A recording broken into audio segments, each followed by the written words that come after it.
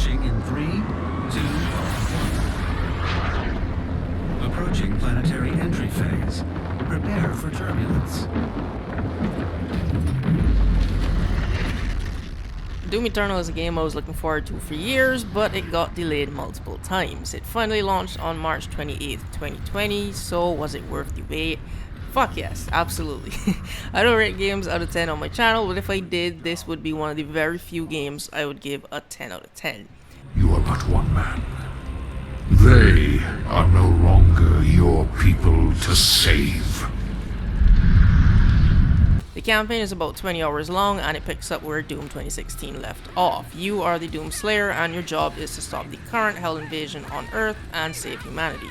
If you're wondering if you should play the previous game before this one, well, it depends. If you want to understand the story and lore, then yes. There will be a lot of returning characters and references from Doom 2016, but if you're just looking for a game with excellent combat where you get to play as one of gaming's most badass characters as you slay demons while heavy metal is blasting in the background, then you can pick this up. The story is great, but the game doesn't do a very good job of explaining what's happening, at least through the cutscenes. If you want to keep up with the story, you'll have to go around collecting lore pages hidden throughout the missions as you progress through the campaign. The more pages you collect, the more you'll understand what's happening and everything will start to make sense.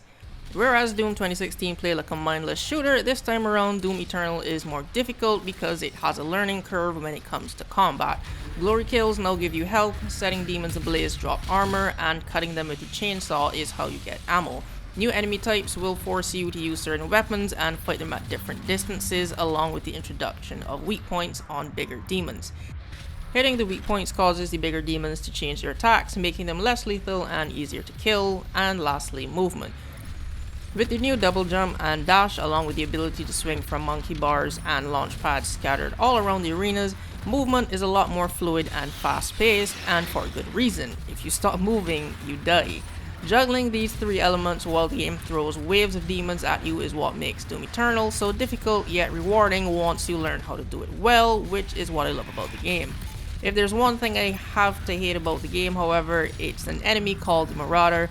No other demon applies pressure in this game like he does because he can parry every attack and is invulnerable to your one-hit kill weapons. There's a small window to shoot him, but you have to create that by standing in front of him. If you get too close, he shoots you. If you stand too far, he throws an axe and sends his dog. When this demon enters the arena, he demands your attention. There were boss fights in this game that were easier to me than killing this guy. Speaking of boss fights, that's the second issue I had.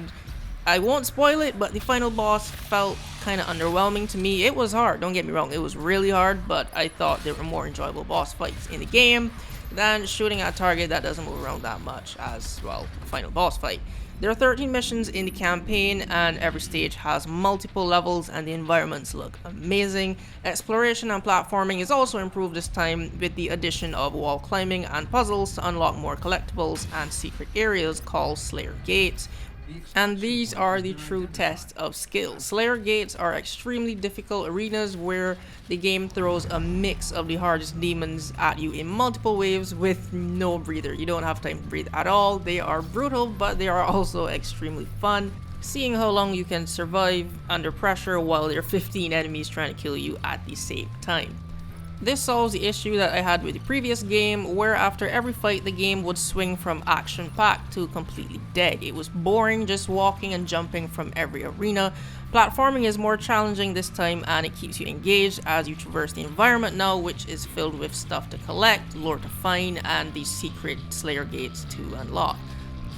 There's a lot of extra content in this game that didn't need to be here, but the fact that it's added just makes it more worth it to me. There's tons of collectibles, suit and weapon upgrades for each weapon mod, music packs from previous games, challenges which unlock skins for the Slayer and his weapons, which appear in cutscenes by the way. There's even weekly and weapon specific challenges and a free battle pass. The more you play, the more you level up to unlock more customization. And there's also an online mode where you can play as two demons versus another player as the Slayer. The online doesn't provide anything different from the campaign in my opinion. It's cool for 20 minutes, then it becomes a bit repetitive. I think the 5v5 mode from Doom 2016, where everyone is a Slayer blasting each other with weapons, was a lot more fun. Doom Eternal is a huge improvement on the previous title in every single way. Excellent gunplay and combat with amazing environments and graphics with an awesome soundtrack. I didn't experience any bugs, glitches, or crashes in my playthrough, so final verdict, this game is a must buy. Right now, Doom Eternal costs $60, and like I said, I think it is worth every penny.